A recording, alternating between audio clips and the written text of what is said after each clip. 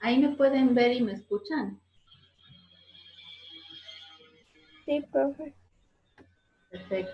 Ahora hay un ruidito de fondo, no sé si está demasiado fuerte.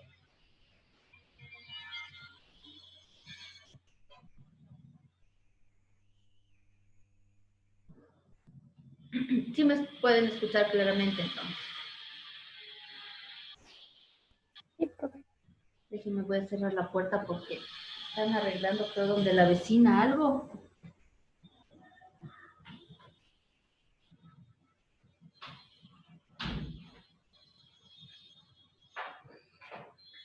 Toda la mañana ese ruidito ha pasado ahí, me estresa. Uf, ojalá ya acabe. Ya. Estábamos hablando hace un ratito y estamos todos, creo, ¿no es cierto? Sí. O sea, hace un minuto estábamos 7. ¿Quién me falta? Leandro falta todavía. Bueno, ya de entrar. Hace un ratito estábamos hablando de la roca madre, ¿no es cierto? Y de cómo esta influye en la formación de uno u otro suelo. Ahora, para que esta roca madre forme el suelo, esta va a sufrir, como les decía hace un rato, varios procesos. Estos procesos pueden ser físicos, pueden ser químicos o pueden ser biológicos. Cuando hablo de procesos físicos, quiere decir procesos que no alteran la composición química de la roca, ¿no es cierto? Entonces, en caso de procesos físicos, nosotros podemos tener la desintegración, ¿sí? Importante aquí quiere decir que la roca, digamos, tiene, no sé, es una roca grande, va a formar partículas más pequeñas, o va a formar, o se va a quebrar de tal forma que se va a dividir en partes más pequeñas. En este caso de que sea este tipo de proceso, no va a haber un cambio químico de la roca, es decir, la composición que tenga la roca va a ser la misma. Es decir, si tenía calcio, un 70% sigue teniendo el 70% de calcio, sin embargo está fraccionada, nada más. Esto se puede deber o puede ser ocasionado por lo que les comentaba hace un rato, por la dilatación o la contracción. ¿Sí? Cuando una roca se dilata, es decir, aumento de temperatura, puede provocar que ésta se rompa. Lo mismo puede pasar cuando hay procesos de contracción, es decir, que la roca sea aplastada, o procesos de contracción y dilatación constante, digamos, hace calor, se dilata, hace frío, se contrae. Estos movimientos hacen que esta también se vaya rompiendo, se vaya fraccionando, o sea, primero aparecen fisuras y después se fracciona. ¿Sí? Por eso ahí está, hay dilatación, contracción, fisuración, es decir, aparecen como pequeños quiebres y a la final lo que va a pasar es que las partículas o las partes se separen en rocas más pequeñas. A este efecto de desintegrarse o desintegrador de la roca se lo conoce como efecto de Curie. Ahora lo importante, lo interesante de esta desintegración es que contribuye a que haya mayor superficie de contacto con el medio. ¿Qué quiere decir eso? Cuando una roca, digamos, está sólida, ¿sí? La superficie de contacto es todo lo que está por fuera y este está en contacto con el medio. Ahora, si esta roca se rompe en diferentes pedacitos, la superficie de contacto aumenta porque ya no tiene solo lo que estaba afuera, sino incluso todas las partes o todas las caras que conforman estas rocas. Y eso hace que aumente la superficie de contacto con el medio y eso va a permitir que el proceso de meteorización o de transformación de la roca sea mayor. No sé si queda alguna duda sobre el tema de esta alteración física.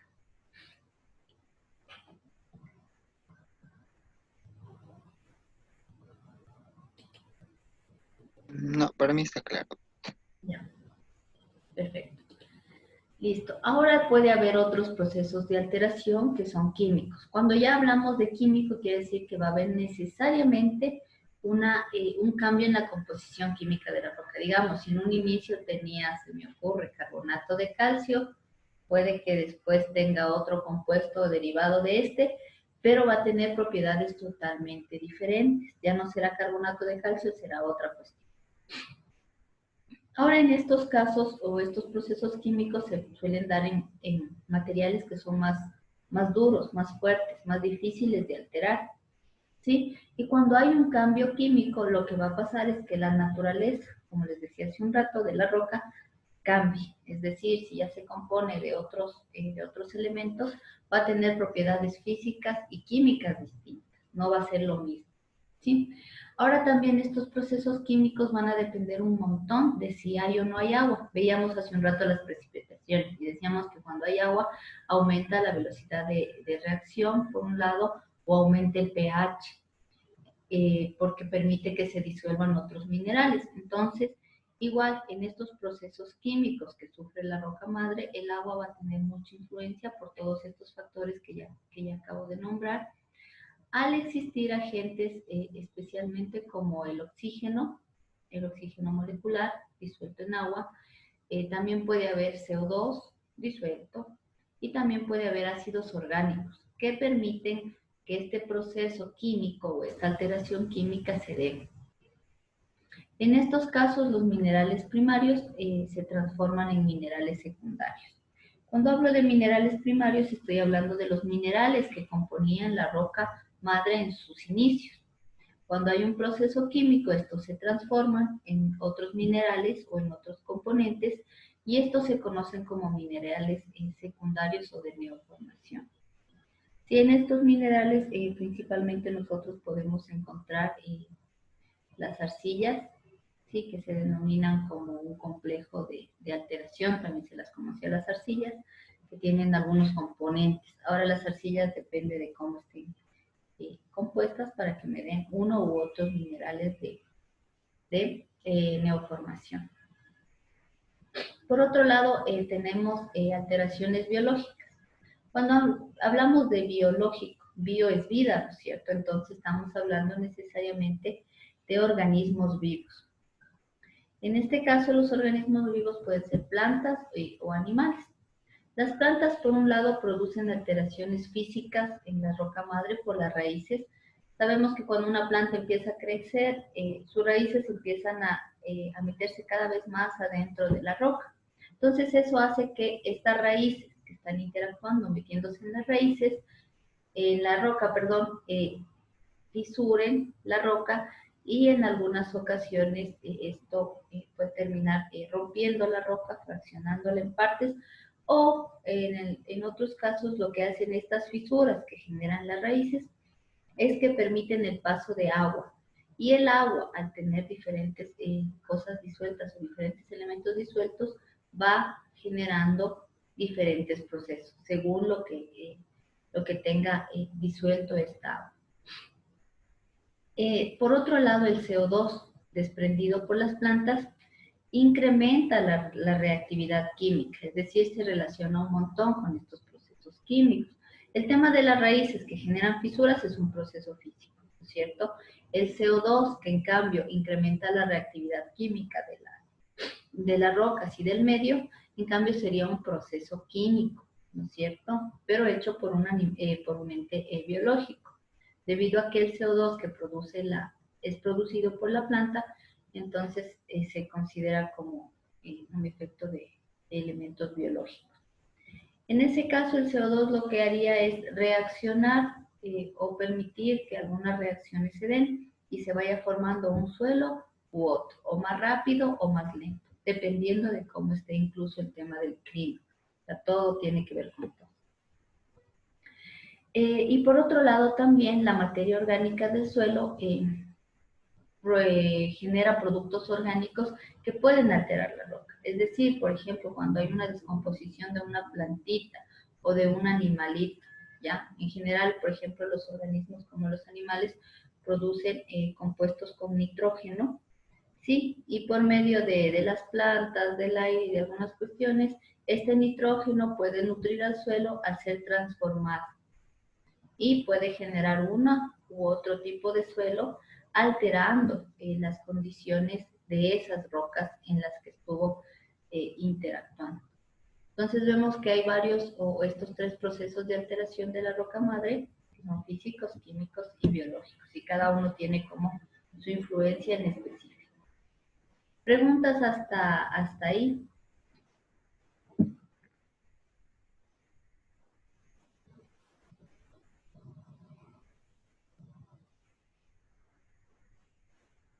¿No tienen dudas?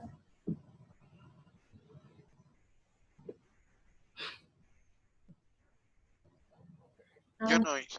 Ya, entonces avancemos.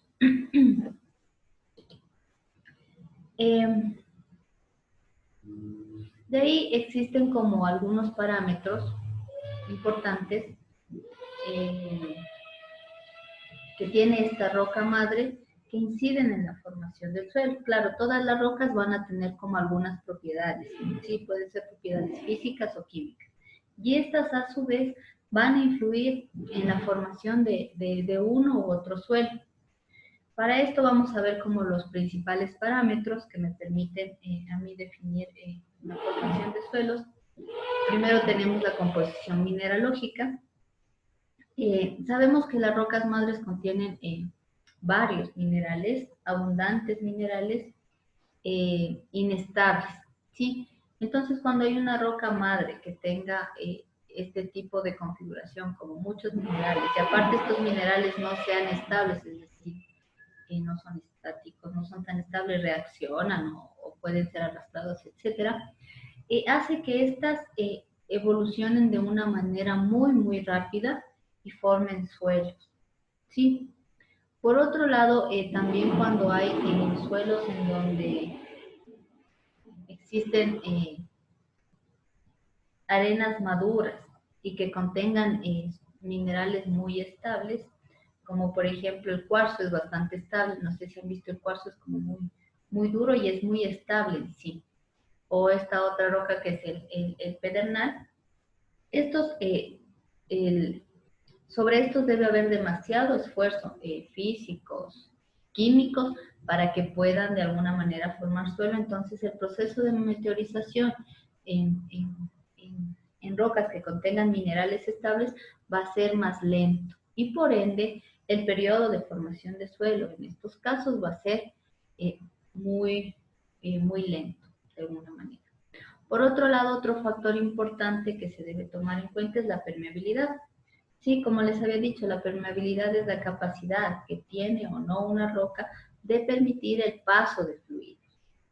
Entonces, en este parámetro permite, en caso de que sea muy permeable, permite la penetración y la circulación de aire, que sería un fluido, o de agua, que es otro fluido, ¿sí? Y esto facilita que las rocas se fragmenten, que se alteren, incluso que se arrastren materiales al interior de esta, para que se vayan de alguna forma constituyendo en un suelo u otro. Entonces, esta permeabilidad es un factor que podría, por ejemplo, una roca muy, muy permeable puede ser la piedra pómez, que es muy conocida, ¿no es cierto? Entonces, esta piedra pómez permite un fácil acceso de agua, un fácil acceso de aire, y esta piedra podría ser más propensa a formar un suelo en menor tiempo que, por ejemplo, cuando vimos una obsidiana, si se acuerdan, esa es como más rígida, no tiene mucha porosidad, o sea, la permeabilidad es casi nula, entonces obviamente va a demorarse un poco más la formación de suelos. Entonces es súper importante como esta propiedad para que un suelo se constituya o no, o para que una roca se fragmente o no, y esto permita la formación de un suelo. Por otro lado está el tema o otro parámetro que se toma en cuenta es la granulometría. La granulometría se refiere mucho al tamaño de grano o al tamaño de partículas, por eso se llama granulometría, el tamaño de partículas que compongan una roca. Entonces, dependiendo del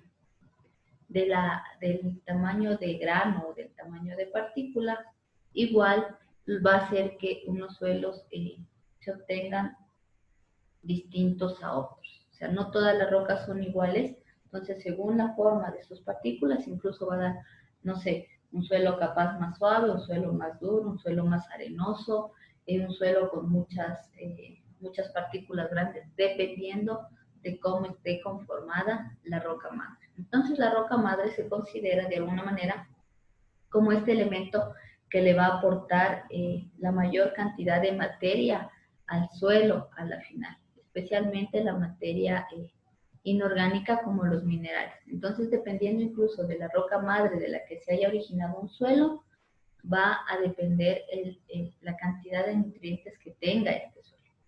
Ahora hay estudios en donde dice que la roca madre aporta, por los elementos que tiene un suelo, son el aporte, el 70% de estos son el aporte justamente de esta roca madre. En su mayoría vemos que es la roca madre la que aporta a los suelos. Ahora puede haber una variabilidad dependiendo de las condiciones. Preguntas que tengan hasta ahí.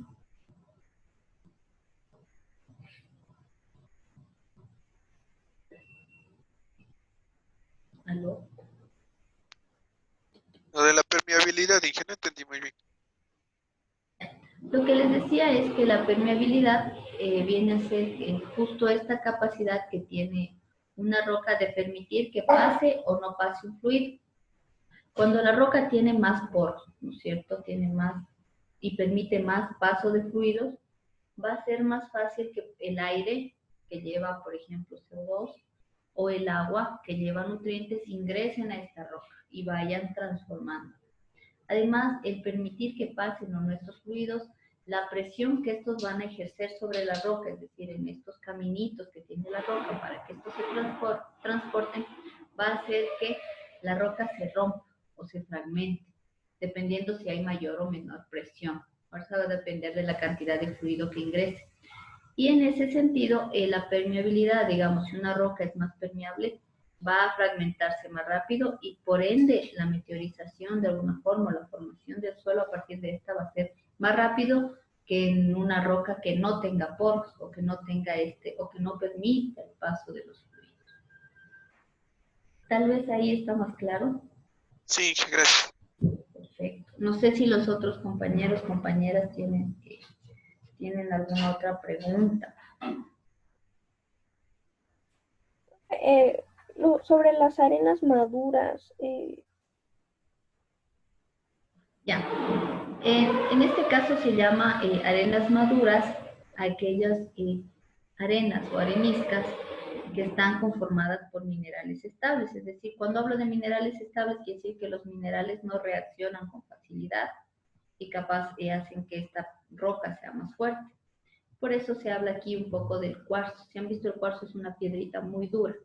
Entonces, cuando se tiene ese tipo de arenas maduras, es decir, con elementos que no reaccionan, estables, duros, el esfuerzo que se tenga que hacer en, yo qué sé, las condiciones del medio para formar un suelo va a ser mucho mayor.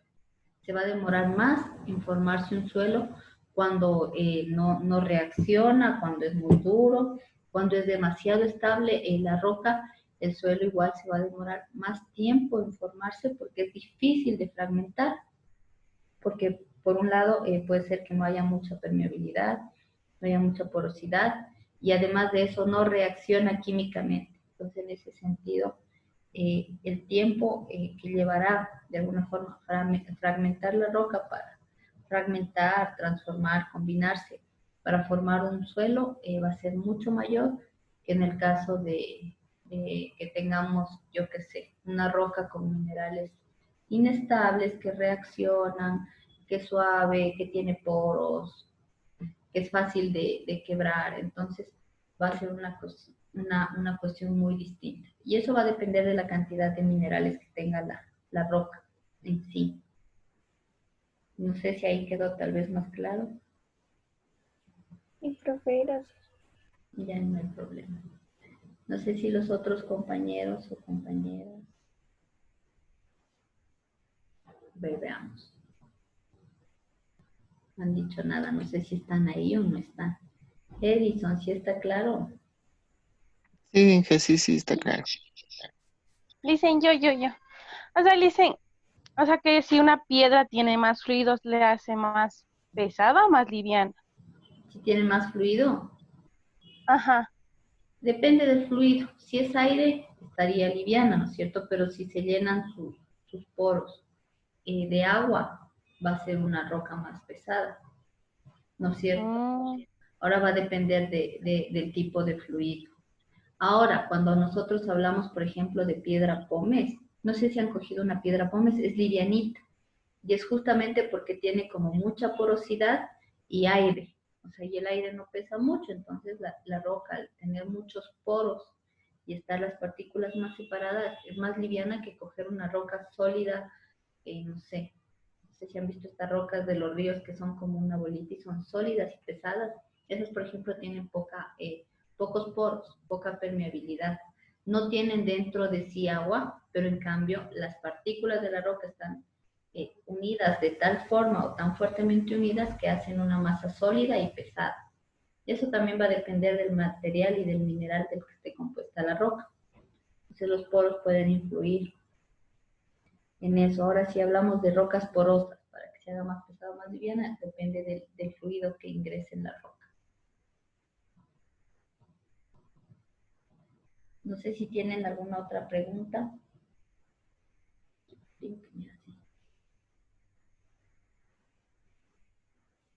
No. Avancemos. Ya. Listen, una pregunta. Dígame. Listen, o sea, también quería preguntarle, por qué hay esas tierras que son esas tierras movedizas que se hunden? ¿Por qué sucede eso? Las tierras movedizas. Ajá. Bueno, eso ya más que solo roca, es un tipo de mezcla en realidad. Es como una especie de lodo con un montón de cosas. Entonces es un lodo primero viscoso, pegajoso, y aparte con alta densidad. Cuando hablo de alta densidad es muy pesado y líquido. Entonces eso hace que como que el cuerpo, o sea, no puede estar pues, como en algo sólido, se para y ya, ¿no es cierto? Sino que se vaya hundiendo el cuerpo por su propio peso, de alguna forma. Y como es muy, muy, muy viscoso, va, va atrapando y claro, muy difícil salir. Pero es por las propiedades en sí de este tipo ¿qué será? De suelo. Sí que es muy distinto a lo que estamos acostumbrados a ver, que no es ni muy líquido, así como súper fluido, que uno se puede mover, sino más bien es viscoso, pegajoso, se adhiere al cuerpo y además como no tiene esta estabilidad que uno necesita como para sostenerse, lo que hace es que por el peso o la fuerza de atracción de la Tierra, usted vaya hundiéndose cada vez más. Sí, por la densidad igual de nuestro cuerpo, o sea, por el peso del cuerpo, sí, la gente bueno, si hablamos de gente, sí, los animales o las personas se hunden. Ahora, ¿estos por qué se originan? No sé a ciencia cierta cómo se originarán, pero muy raro encontrar por aquí. Más bien en zonas pantanosas se da esto. Es como lodo, fangos, una mezcla de cosas ahí. Ujú. Ya, Dígame. no, nada, Listen. Allá. Entonces dijo, me dice algo tal vez. Tocaría investigar, ¿no? ¿Qué más tiene para que sea tan complejo salir de ahí? Pero es más por esta cuestión de la viscosidad, de la forma que tiene, de que no tiene estabilidad para que uno se sostenga y tampoco le permite moverse porque es pesado a la vez. Entonces, más bien usted tiende a hundirse por peso y por lo que es bien pegajoso. Y ya, un poco también para ahondar sobre el tema para avanzar, sobre el tema de minerales que componen los suelos y de las arcillas. Entonces, estos vienen a constituir el material original del suelo. Como les decía hace un rato, ¿no? Hay estudios que dicen que más o menos el 70% del suelo tiene, o parte de este es la roca madre. Eh, Ahora estos minerales, ¿cómo pasan al suelo? ¿No es cierto? O sea, de la nada. No, Estos minerales para poder pasar al suelo tienen que pasar por un proceso de microdivisión, es decir, lo que hablábamos que se fragmenta en macro, tiene que cada vez ir formando partículas cada vez más pequeñas, que se van a ir constituyendo en lo que a la final va a ser un suelo. En ese sentido se puede como distinguir dos grupos, estos minerales ferromagnesianos, y también puede haber minerales no ferromagnesianos. Cuando hablo de ferromagnesianos hablamos que tiene hierro y magnesio. Ferro viene de hierro, de ferro, ¿sí? Y magnesiano obviamente de magnesio, por lo tanto, en general, los minerales que constituyen a la roca madre de tipo ferromagnesiana van a ser los silicatos de hierro y magnesio, como el olivino, los piroxenos y los anfíboles. Ahora, estos materiales ferromagnesianos son fáciles de transformar, ¿sí? O sea, no es tan difícil transformarlos. Y de este grupo especialmente se tienen las rocas principales o las rocas madres que van a dar origen después al suelo, van a ser las doritas, el gravo que vimos en la presentación de rocas y las anfibolitas que no hemos visto. Por otro lado, están los no ferromagnesianos, es decir, no poseen dentro de su estructura ni hierro ni magnesio, sino otros elementos. Estos se alteran con mayor lentitud, es decir, son más fuertes de alguna manera, y en este grupo estarían los feldespatos. Ahora estos, después de ser procesados, dan origen a estos minerales de neoformación que ya vimos. Por otro lado,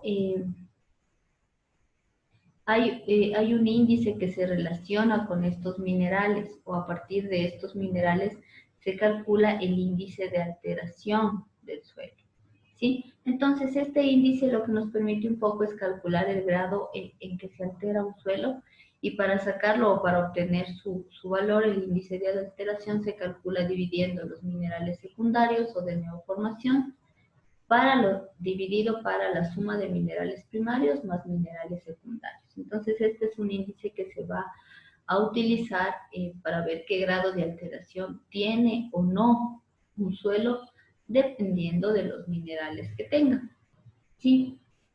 Ahora, por otro lado, el tema de las arcillas es importante como tenerlo en cuenta, porque estas van a contribuir un montón en el tema de la fertilidad de los suelos. Es decir, si un suelo se originó de una gran parte de arcillas, este suelo, o tiene gran parte de arcilla, este suelo va a ser muy fértil.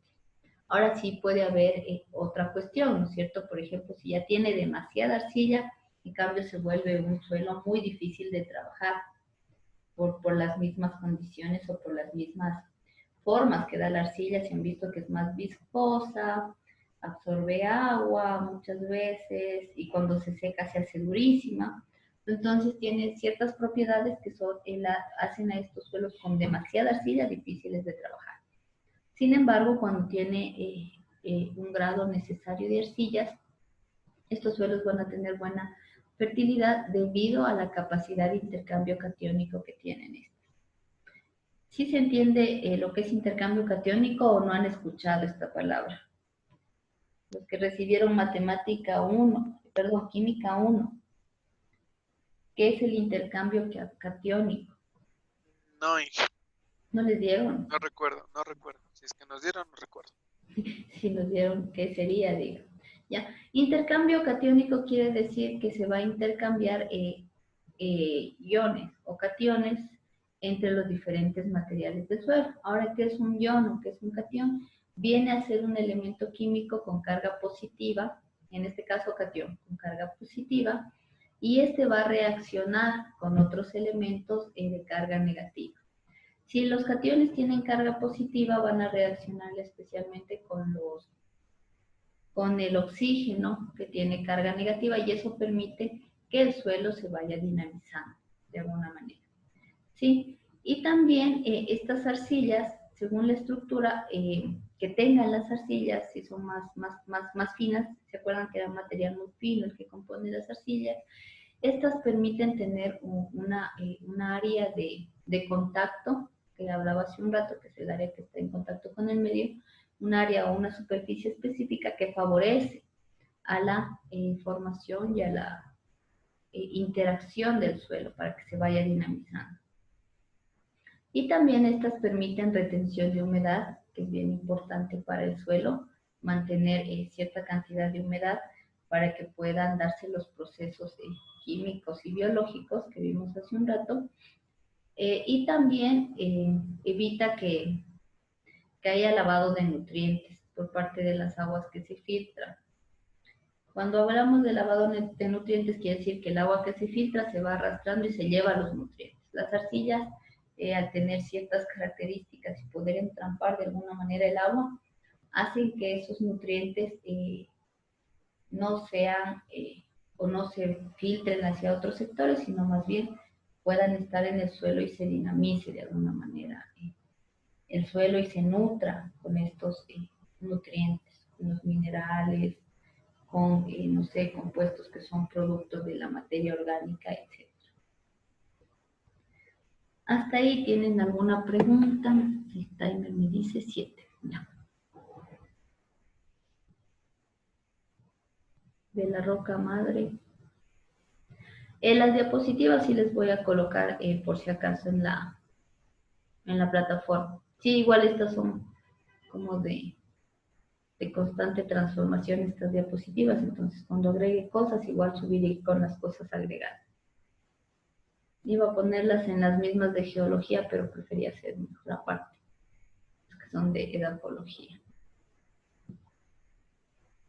Ya. Aquí igual les había puesto un poco como algunos tipos de rocas y qué tipos de suelos nos darían. Sí, entonces están por un lado, aquí tenemos las calizas. Entonces, las calizas y las dolomitas van a generar, bueno, contienen más del 50% de carbonatos, ¿sí? Y el resto de la roca tiene limos y arcillas, arcillas, cuarzos, hierro, depende del tipo de caliza. Puede tener incluso, dije calcio. Bueno, tiene calcio porque justamente es su componente principal, y en ocasiones tiene otros contaminantes. Bueno, se dice contaminantes cuando no son parte de la roca. Por ejemplo, puede tener, no sé, puede tener cobre, que no sería parte de esta roca y le da otras coloraciones, u otros elementos. Ya, los suelos que provienen de estas rocas se forman a partir de los residuos de estas. Y estos residuos se disuelven o de alguna forma forman una disolución de carbonatos. Y estos carbonatos son los que van a dar en especial como el origen a estos suelos. ¿Sí? Además de eso es importante tomar en cuenta que este tipo de rocas son ricas en arena. Entonces la textura que tienen los suelos formados a partir de esta son texturas gruesas, son suelos permeables, también son suelos que son ácidos y tienen un bajo contenido de compuestos alcalinos o bases. También las calizas tienen como muchas impurezas como el hierro, la hematita también, que es otro tipo de roca, y en este caso se dan suelos de color generalmente rojizo, ¿sí? Y también son ácidos. Por otro lado están las areniscas. Entonces las areniscas tienen 50% de partículas del tamaño de la arena, ¿sí? Predominantemente cuarzo. Ahora esta arena tiene un tamaño mayor, digamos, que las arcillas, ¿sí? Entonces igual los suelos van a ser un poquito más gruesos. Además, a estas areniscas, cuando hablamos de cementación, que nos nombra aquí, cementación quiere decir el elemento que permite que las partículas de las arenas estén unidas, ¿sí? Porque si no hubiera este elemento, capaz estarían más sueltas. Entonces, estos elementos que permiten que las arenas o las partículas de arena estén unidas son el silicio, el hierro y los carbonatos, micas y feldespatos. Entonces, estos van a estar dentro de estas arenas a manera de impurezas, pero porque tienen una función de cementación o de compactar a la roca. Los suelos que provienen justo de este tipo de roca tienen un poco espesor porque justamente esta roca o la roca madre es muy fuerte. Entonces, ¿se acuerdan que cuando hablábamos que cuando es difícil de meteorizar o de transformar, los suelos van a ser poco profundos? Este es uno de los casos. Entonces, son suelos poco profundos, con bastante permeabilidad y porosidad, de textura gruesa, y se encuentran generalmente en horizontes superficiales, es decir, en la superficie. Ya vamos a ver más adelante los horizontes del suelo, porque hay algunos, entonces estos generalmente están en los horizontes arriba, en la superficie. Tienen un bajo contenido de ácidos y de bases también, este tipo de suelos. De ahí nosotros habíamos visto, no sé si se acuerdan, vimos los granitos, los esquistos, ¿no es cierto?, como otro tipo de rocas. Ahora los granitos tienen en su composición del 20 al 40%, perdón, de cuarzo, ¿sí? Y menos del 25% de feldespatos alcalinos. En general, los feldespatos que contienen estos granitos pueden ser feldespatos potásicos, es decir, tienen en su composición este justo elemento, el potasio. El potasio suele formar fácilmente iones, ¿sí? Partículas cargadas, ¿sí? Cationes, perdón, partículas cargadas positivamente. Estos suelos o los suelos que resultan de este tipo de rocas, que es el granito, son ácidos y de bajo contenido en bases, debido a que tienen una gran cantidad de cuarzo y además también la textura de estos suelos es gruesa. Cuando hablo de textura es como cómo se ve el tamaño de partícula, ¿cierto? Si se ve gruesa o delgada. Los colores que tienen en general estos son amarillos, a cafés amarillentos, dado a marrón más o menos, ¿sí? El drenaje de estos suelos es algo importante, es muy bueno. Cuando se habla de drenaje quiere decir que permiten el paso de agua y se liberan del agua rápidamente, ¿no es cierto? Por otro lado, tenemos estas otras rocas que vimos, eran los esquistos, ¿sí? Estos esquistos van a contener dentro de su estructura feldespatos, van a contener cuarzos, van a contener en algunos casos pequeñas cantidades de micas, silicatos y me parece que, déjenme ver, carbonato cálcico. Sí, estos suelos o los suelos que se obtienen a partir de esta roca madre suelen ser suelos un poco más arcillosos. Cuando hablo de arcilla quiere decir que la estructura o la partícula es sumamente fina, son impermeables, es decir, no permiten el paso del agua con facilidad, y tienen un contenido de bases medio, o sea, más o menos, y tienen pHs bajos. Cuando hablo de pHs bajos quiere decir que son suelos alcalinos.